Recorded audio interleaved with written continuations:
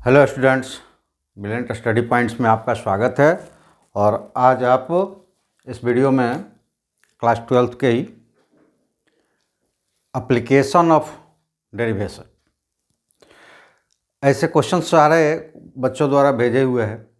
तो पहले क्वेश्चंस आते थे तो जितने नॉर्मल्स क्वेश्चंस होते थे जो कि ऐसा तो हमको भी नहीं पता कि कौन सा आएगा कौन सा नहीं आएगा, लेकिन एक गेस होता है ना कि ये क्वेश्चंस एग्ज़ाम्स में टच कर सकता है। तो उस तरह के क्वेश्चंस बच्चों ने भेजा है, उसको सिलेक्ट किया गया है।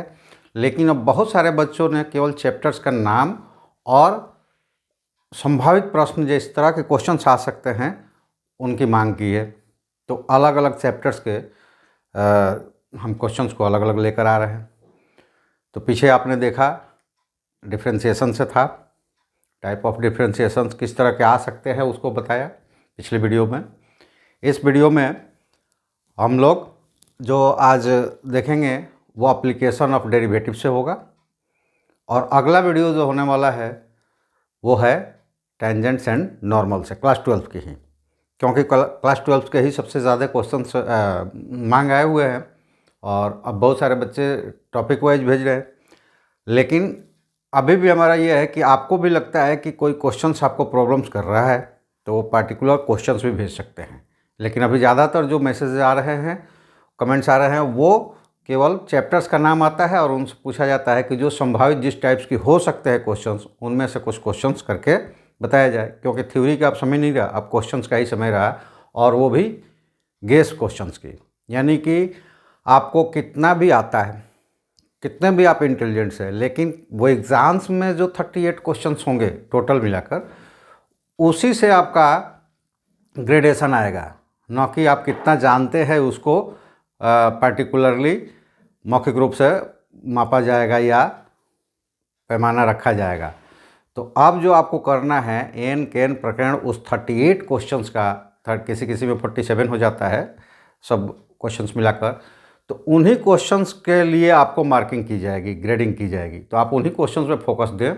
अभी जो आप कर रहे हैं ना, केवल उन फोकस प्रीवियस ईयर्स के क्वेश्चंस पे और उस टाइप्स के क्वेश्चंस पे जो भी टीचर्स है आपको बताता है कि इस टाइप्स के आ सकते हैं। क्योंकि टीचर्स बहुत दिनों से क्वेश्चंस पेपर्स को देख रहा है तो उसको एक अनुमान होता है। ऐसा कोई ज़रूरी नहीं कि वो आ भी जाए, लेकिन उसी तरह के क्वेश्चंस को आपको प्रैक्टिस करना है, और बच्चे कर भी रहे हैं। उसी तरह के क्वेश्चंस की मांग हो रही है कि ज़्यादातर तो ये आ रहा है कि चैप्टर्स का नाम बताया जाता है और उससे संभावित प्रश्नों की जो टाइप्स है वो पूछा जा रहा है। तो चलिए आज हम लोग देखेंगे क्वेश्चंस जो होगा वो एप्लीकेशन ऑफ डेरिवेटिव से। एप्लीकेशन ऑफ डेरिवेटिव से क्वेश्चंस, पहला क्वेश्चंस अभी आ रहा है। तो ये स्क्रीन पे आप देख रहे हैं, ये एप्लीकेशन ऑफ डेरिवेटिव से। मैं आपको फिर से एक बार ये याद दिला दूं कि चैनल्स को आप सब्सक्राइब करें, केवल अभी के क्वेश्चंस के लिए नहीं। ये तो 12th का क्वेश्चन चल रहा है, दूसरे वाले भी सब्सक्राइब करें। मार्च से नया सेशन शुरू हो रहा है और मार्च से लाइव क्लासेस भी आपको मिलेंगी। तो इसलिए चैनल्स को सब्सक्राइब करें, अपने दोस्तों में सब्सक्राइब करवाएं, ग्रुप्स करें। एक काम जरूर करें, अगर हमारे साथ यूट्यूब से रहना चाहते हैं, ऐप से रहना चाहेंगे तो वो तो डाउनलोड करेंगे, पेड करेंगे, आ जाएंगे, उस पर कोई दिक्कत नहीं है। लेकिन यूट्यूब पे भी लाइव मिलेगा, और यूट्यूब से रहना चाहते हैं तो आप सब्सक्राइब करें, अपने दोस्तों से भी सब्सक्राइब करवाएं, और हमें एक कमेंट्स ज़रूर भेजें कि आप किस क्लास में अगली बार हमारे साथ जुड़ रहे हैं। तो उन क्लास के हम एक ग्रुप्स के रूप में इकट्ठा करेंगे, और जो ग्रुप्स बड़ा होगा सबसे पहले लाइव क्लास उस क्लास का शुरू होगा। तो इसलिए आप लोग सब्सक्राइब करें, दोस्तों से सब्सक्राइब करवाएं, ज़्यादा से ज़्यादा ग्रुपिंग हम तक कमेंट्स पहुंचाएं ताकि आपका ही सबसे पहले शुरू हो। चलिए आज का पहला क्वेश्चन देखते हैं। A cone is 10 centimetre in diameter and 10 centimetre deep. What is the water is poured into it at the rate of 3 cubic centimeter per minute.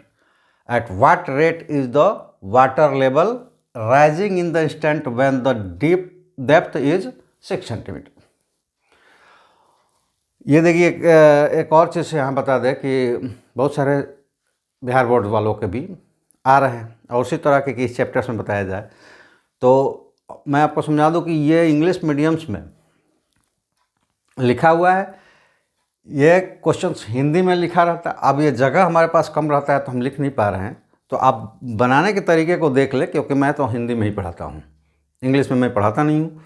तो इंग्लिश में केवल लिखा जाता है। अगर वो भी लिखने में प्रॉब्लम्स हो तो वीडियो पे आप कमेंट्स कर देना, उसको हम ट्रांसलेट कर देंगे हिंदी में, ठीक है। और वैसे भी बताते ही चलते हैं कि कहाँ कहाँ पे हिंदी पे क्या लिखना है। ये ऐसा लिखा होता कि एक कोन है जिसकी डायमीटर 10 सेंटीमीटर है और उसकी डेप्थ यानी कि गहराई 10 सेंटीमीटर है। अगर उसमें पानी डाला जाता है जो कि 3 क्यूबिक सेंटीमीटर 1 मिनट में भरता है, तो बताएं कि उसकी डेप्थ जब 6 सेंटीमीटर होगी, तो उसकी डेप्थ मतलब ऊंचाई, वाटर की ऊंचाई जब 6 सेंटीमीटर होगी, उस वक्त उसका पोरिंग रेट क्या होगा, यानी कि उसमें पानी गिराया जा रहा है उसका रेट दर क्या होगा। ये हिंदी में लिखा रहता है, तो उससे कोई फ़र्क नहीं पड़ता है, बनेगा जैसा बन रहा है, ठीक है, इंग्लिश हो चाहे हिंदी हो। तो आप लोग टेंशन ना लें, इस वीडियो को भी देख सकते हैं। अब ये बोलेंगे कि ये इंग्लिश में क्यों करते हैं, आप बोल रहे हैं कि दोनों देखें और इंग्लिश में क्यों, तो इसका कारण है सबसे ज़्यादा जो हमारे यहाँ बहुमत का हर जगह बहुमत की मांग होती है, सबसे ज़्यादा जो रिक्वेस्ट आए हैं या कहें कि पूछा गया है वो इंग्लिश मीडियम वालों के द्वारा, CBSE वालों के द्वारा। इसलिए अगर आपकी संख्या ज़्यादा है हिंदी में तो हिंदी में ही आता है, इंग्लिश वालों को बोलता है कि भाई आप इंग्लिश में ट्रांसलेट कर लेना, ठीक है। चलिए इसको हम लोग करते हैं। तो इसको सबसे पहले हम एक नाम दे देते हैं ताकि हमें बहुत सारा चीज़ लिखना ना पड़े। और ये आप ध्यान रहे कि एक रफ फिगर ज़रूर बना लीजिएगा, उससे बहुत सारी चीज़ें आप लिखने से बच जाएंगे। हमने इसको नाम दिया, इसको हमने कर लिया कि ये है O, और इसको थोड़ा सा पतला कर लेते हैं, बड़ा मोटा हो जाता है।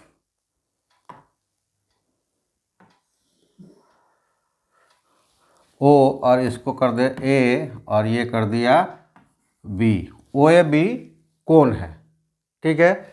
और यहाँ पे हम ले लेते हैं C और यहाँ पे हम ले लेते हैं P, Q और ये R, ठीक है। अब हमें कुछ और चीज़ें लेनी पड़ेगी ताकि हमको लिखने में आसानी हो। ये पानी भरा जा रहा है इसमें, ठीक है, और यहाँ तक पानी भरा है, मान लेते हैं कि टी टाइम पर। ये चीज़ लिखना पड़ेगा कि यहाँ पे हम लिख दें कि गिवन में क्या क्या है। गिवन में है OAB is a cone with AB is equal to 10 centimetre, और यहीं पर ले लें that gives CB is equal to 5 centimetre, right. इतना हो गया यहाँ पे। अब ये क्या हो, 10 पूरा दिया हुआ है और सेंटर C है, तो ये 5 और 5 हो गया। यहाँ पे हमें केवल ये दिया हुआ है कि ये वाला टर्म्स है यहाँ से यहाँ तक लेकर ये 6 सेंटीमीटर है। फिर भी अभी हम यहाँ इसको 6 नहीं लेंगे, हम ले लेंगे कि वो जो हाइट है वो y है, और इसका पूरा जो क्यूबिक सेंटीमीटर यानी कि वॉल्यूम है, तो वॉल्यूम यहाँ पे x ले लेते हैं, ठीक है। और ये at time t, total height centimetre 6 centimetre है। अब RQ को हम एक छोटा r से डिनोट कर लेते हैं क्योंकि हमें ये ज़रूरत पड़ेगी। इन चीज़ों को यहाँ पे हम लिख लेते हैं। अब सपोज करना है तो हम ले लेते हैं कि let at time t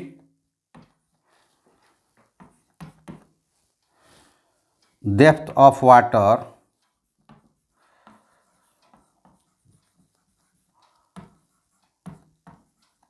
is y, जैसे कि दिखाया जा रहा है OR में, ठीक है। एंड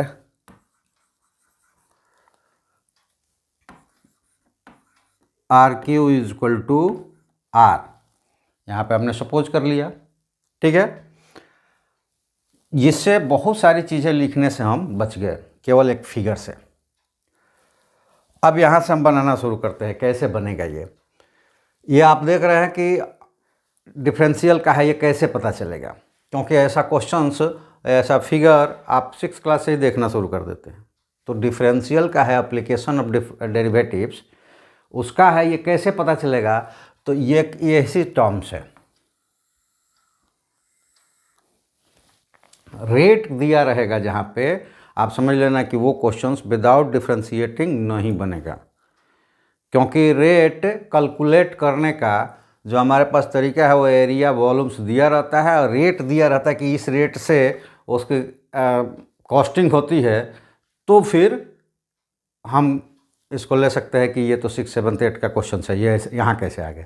लेकिन इंक्रीजिंग डिक्रीजिंग रेट से हो रहा है तो वो डिफरेंशियल से ही बनेगा। तो आप समझ जाएंगे कि एप्लीकेशन ऑफ डेरिवेटिव्स का ये क्वेश्चन है। यहाँ पर लिख लेंगे एक चीज़ और कि also given dx by D T is equal to 3 cc per minute. cc मतलब क्यूबिक सेंटीमीटर, cc का मतलब होता है क्यूबिक सेंटीमीटर, ठीक है। अब ये x कैसे दिया हुआ है, तो ये कह रहा है कि पानी वाटर जो पोरिंग हो रहा है वो 3 क्यूबिक सेंटीमीटर्स के पर मिनट्स हो रहा है, कि 1 मिनट में 3 क्यूबिक सेंटीमीटर, ऐसे ऐसे करते करते वो बढ़ रहा है, ठीक है। और निकालना आपको क्या है, निकालना आपको डेप्थ है। तो यहाँ पे हमारे साथ मिलेगा कि you have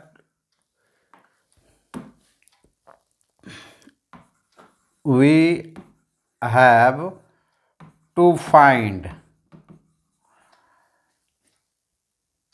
dy by dt is equal to what, यानी कि ये y वाला जो है 21 रेट से बढ़ रहा है, ठीक है।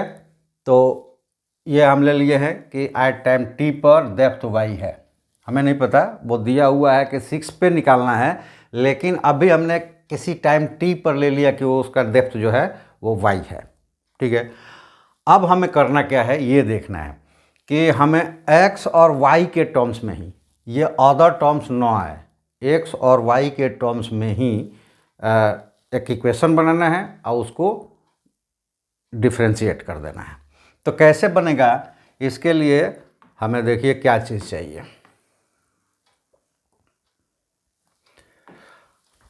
अब यहाँ पे आपको अगर ये इसके आधे पार्ट की बात करें तो ORQ और OCB दो सिमिलर ट्रायंगल्स है, और यहाँ आपको सिमिलरिटी प्रूफ नहीं करनी है, डायरेक्ट लिख देना है, लेकिन फिर भी मैं बताऊंगा कि आपके माइंड्स में हो कि कैसे ये सिमिलर हुआ है। पहले लिख देते हैं, now we have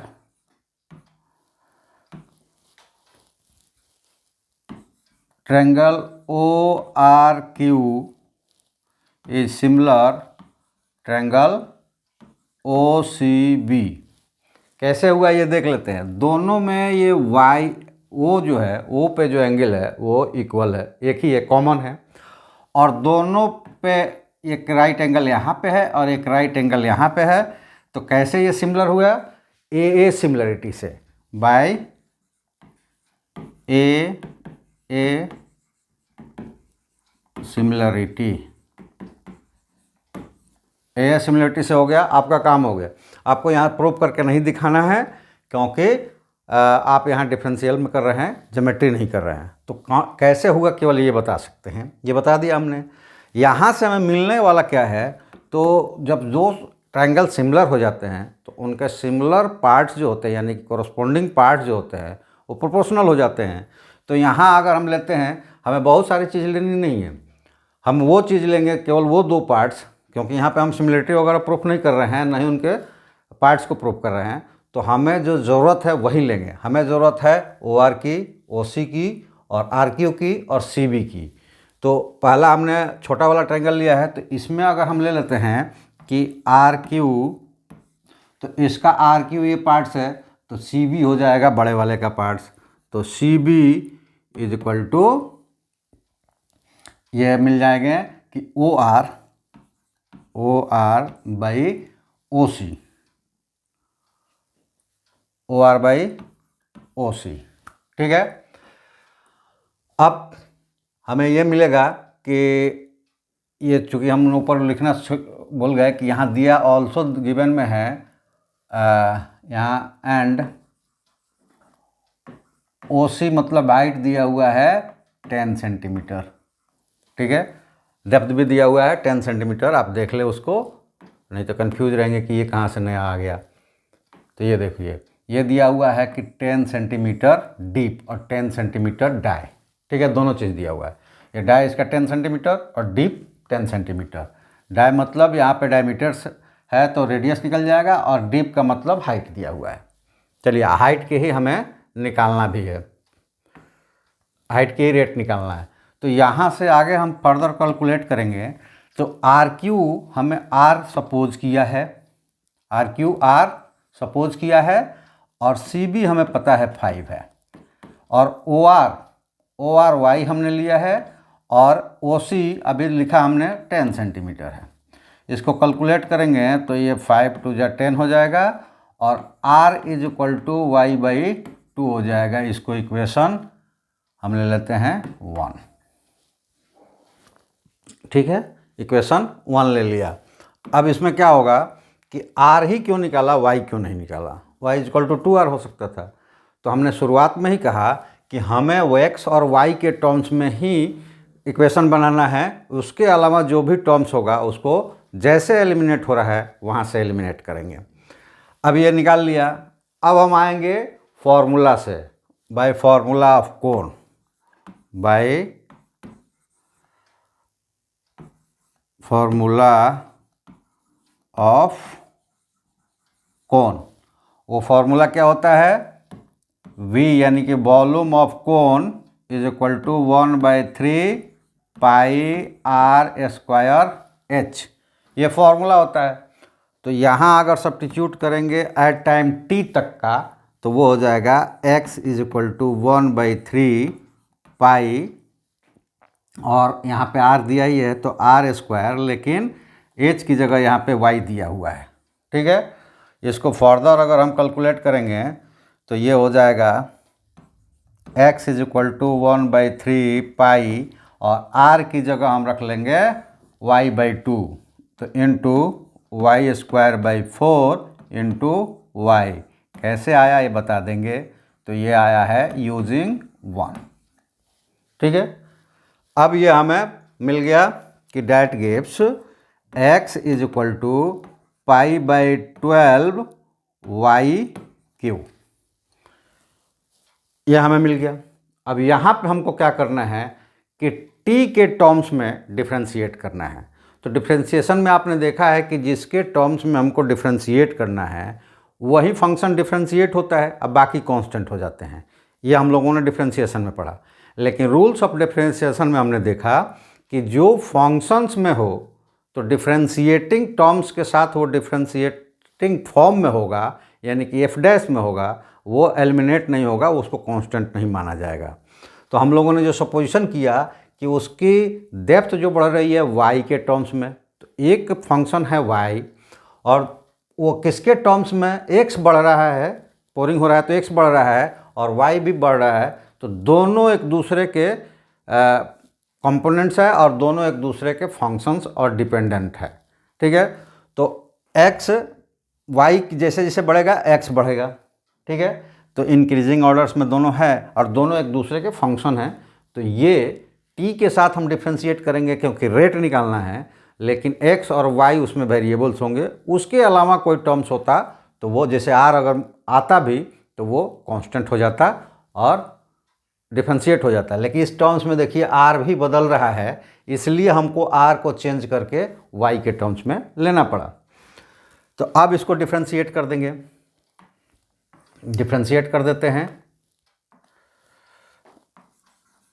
differentiating with respect to t, इसको डिफ्रेंशिएट कर देते हैं और रेस्पेक्ट टू t में हमें क्या मिलेगा, तो ये मिल जाएगा dx by D T is equal to π/2 12 coefficient है और यहाँ पे हो जाता d by D t y cube. और इसको सॉल्व कर देते हैं। सॉल्व करने में मिलेगा dx by D T is equal to π/12 और इसको पहले हम डिफ्रेंशिएट करेंगे तो ये हो जाएगा d बाई डी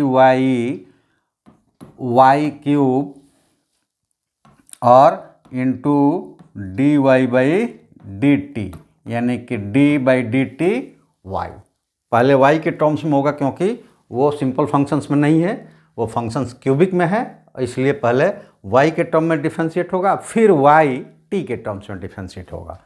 इसको सॉल्व कर देंगे तो ये मिलेगा पाई बाई 12 इंटू, इसको करेंगे वाई के टर्म्स में ही है तो ये हो जाएगा 3y² into d y by D t. तो सबसे पहले इसको कट कर देते हैं तो ये मिल जाएगा 4 और आपको मिल जाएगा that gives dx by D t that is equal to pi by 4 और ये y² dx by d y by D t. लेकिन हमें निकालना है d y by D t और हमें दिया गया है dx बाई डी टी। तो अब यहाँ से हम कैलकुलेट कर सकते हैं। कैसे, ये देखिए, पहले देख लेते हैं कि यहाँ पे दिया हुआ है कि dx by D t 3 cc per minute, तो ये हम बाद में लगाएंगे क्योंकि ये डिफ्रेंशिएट होकर लेंथ में आ जाएगा तो केवल सेंटीमीटर बच जाएगा। ठीक है, क्योंकि आधे से ज़्यादा ये डिफ्रेंशिएट हो चुका है और यहाँ पे वाई क्यूब था। ठीक है, अब y² रह गया तो मतलब 2 टर्म्स सेंटीमीटर के कट जाएंगे, केवल सेंटीमीटर बच जाएगा जो लेंथ को रिप्रेजेंट्स करेगा। लेंथ की यूनिट्स सिंगल ही होती है, मीटर या सेंटीमीटर। ठीक है, तो चलिए ये दिया हुआ है और d y by D t हमें फाइंड करना है। आगे बढ़ते हैं। यहाँ से ले लेते हैं कि that gives d y by D t हमें फाइंड करना है तो इधर रख लेते हैं और ये टर्म्स इधर आएगा। ठीक है, तो ये मिल जाएगा 4 बाई पाई और y² भी नीचे आ जाएगा into dx by D t और ये हो जाएगा 4 by pi y² into dx by D t 3। ठीक है,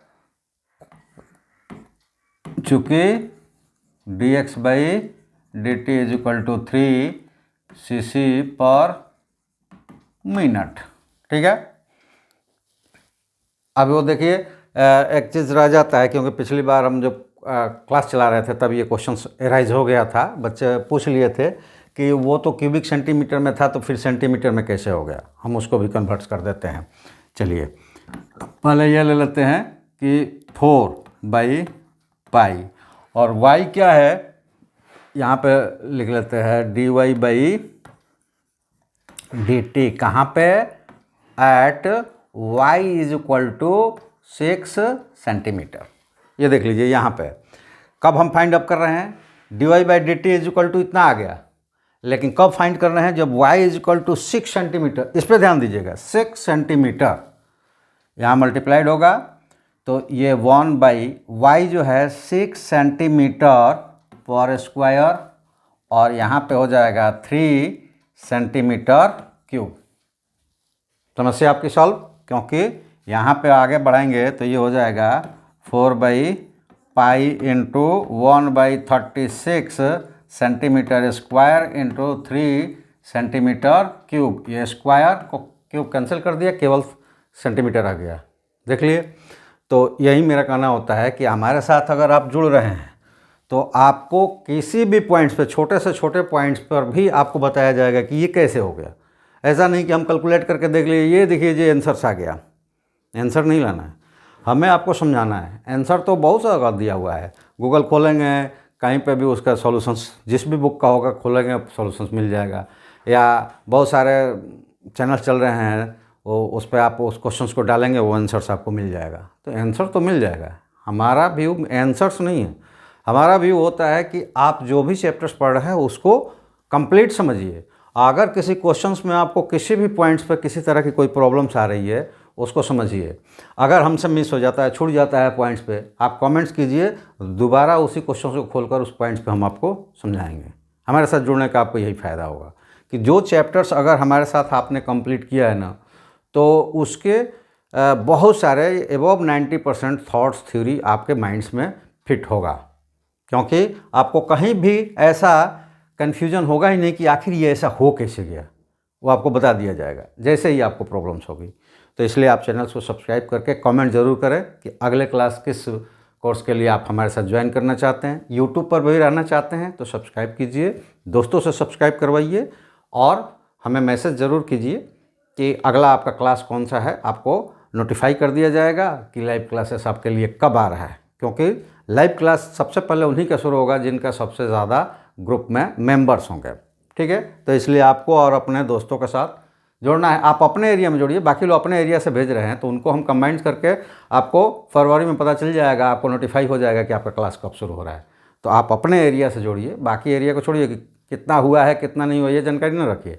आप खुद और अपने दोस्तों को जोड़कर हम तक नोटिफाई कीजिए, हम आपको नोटिफाई फरवरी में कर देंगे कि आपके ग्रुप्स में कितने ग्रुप्स आपके बैच चलाने लायक हुआ है कि नहीं हुआ है। नोटिफाई ज़रूर हो जाएगा। आप ग्रुप बन गया होगा तो आपको ये नोटिफाई हो जाएगा किस दिन से किस समय पे आपके क्लास आ रहे हैं, और नहीं हुआ होगा तो भी नोटिफाई किया जाएगा कि आप लोग और प्रयास कीजिए, अभी ग्रुप्स लायक नहीं हुआ है। चलिए, क्योंकि टाइम हमारे पास पूरे 24 घंटा नहीं है तो पूरे दिन हम नहीं चला सकते हैं, तो इसलिए लिमिटेड चलता है, तो वो जो संख्या में ज़्यादा होते हैं उनके लिए चलता है। चलिए आगे बढ़ते हैं हम लोग कि यहाँ पे हमें मिल गया, वो सब कट पिट गए, तो अब क्या मिला कि ये काट देंगे 4 से 9 टाइम्स में और ये 3 से 3 टाइम्स में, तो ये मिल गया dy/dt at y is equal to 6 centimetre is equal to 1/3 pi centimetre. या तो यहाँ भी छोड़ देंगे, आपका आंसर हो जाएगा, या फिर इसको कैलकुलेट कर देंगे तो 7/66 सेंटीमीटर ये आंसर हो जाएगा, क्योंकि यहाँ पे पाई इज इक्वल टू 22/7 हमने यूज़ किया है। लेकिन आप इंस्ट्रक्शंस में ज़रूर ध्यान रखिएगा कि अगर इंस्ट्रक्शंस में दिया हुआ है कि पाई 1/3 का मल्टीप्लाई कर दे, अगर पाई दिया हुआ है पाई इज इक्वल टू 314 तो ये हो जाएगा 9.42 सेंटीमीटर। ये आप ज़रूर ध्यान रखिएगा कि पाई के वैल्यू ऊपर इंस्ट्रक्शंस में क्या दिया हुआ है, 3.14 दिया हुआ है या 22/7 दिया हुआ है या दोनों नहीं दिया हुआ है। तो दोनों अगर नहीं दिया हुआ है, कुछ भी नहीं दिया हुआ है, आप क्वेश्चंस में मत देखिएगा कि नोटिफाई किया है कि नहीं, इंस्ट्रक्शंस में देखिएगा। ऊपर जो पेपर होगा सबसे पहले इंस्ट्रक्शंस में आखिरी पॉइंट्स यही होगा कि जो जो वैल्यू रखना है वो दिया होगा आपको। इस पर हमने चर्चा की भी है आपके ब्लू प्रिंट से, और उसको हमने क्लेरिफाई किया है सभी बच्चों को कि ये जो इंस्ट्रक्शंस है इसको केयरफुली आप लोग पढ़ लीजिएगा। ठीक है, चलिए तो यहाँ पे हम लोग क्या करेंगे कि ये आंसर्स लिखेंगे या ए आंसर लिखेंगे, यहाँ भी छोड़ देंगे तो आंसर्स कटेगा नहीं। ठीक है, लेकिन अगर आंसर्स रखना होगा पाई का वैल्यू रख के तो इसमें ज़रूर इंस्ट्रक्शंस में देख लीजिएगा कौन सा दिया है, जो दिया है उसी के टर्म्स में रखेंगे। ठीक है, और टाइमिंग कुछ वो हो गया, कुछ और क्वेश्चंस है, इसको हम अगले वीडियो में लेकर आएंगे। तो अगला वीडियो भी आपका एप्लीकेशंस ऑफ डेरिवेटिव से रहेगा, क्योंकि अभी टाइम थोड़ा हमको इंडिकेट कर रहा है कि अब हमें रुकना चाहिए अदर्स वर्क के लिए। तो चलिए आज के लिए इतना ही। आप सबका मेरे साथ जुड़ने के लिए धन्यवाद, थैंक यू। अगली वीडियो भी इसी चैप्टर से होगी, क्योंकि कुछ क्वेश्चंस बच गए। एक टाइप से ये हुआ, 2 टाइप्स और है जिससे क्वेश्चंस आते हैं, तो अगले वीडियो में हम उसको जोड़ेंगे, और समय मिलेगा तो अगले वीडियो में ही हम नॉर्मल से टेंजेंट से नॉर्मल से करेंगे। तो आप इससे भी संबंधित अभी कोई प्रश्न हो तो वो भेज सकते हैं, और टेंजेंट्स और नॉर्मल्स के लिए आप क्या आपकी पर्सनल कोई क्वेश्चंस है या फिर उस पूरे चैप्टर्स में आप भी चाहते हैं कि उसी तरह के क्वेश्चंस आए, तो उसके लिए हमें कमेंट ज़रूर कीजिए। लेकिन सब्सक्राइब और शेयर ज़रूर कीजिए जिसके पास भी वीडियो जाता है। चलिए आज हमारे साथ जुड़ने के लिए थैंक यू, धन्यवाद।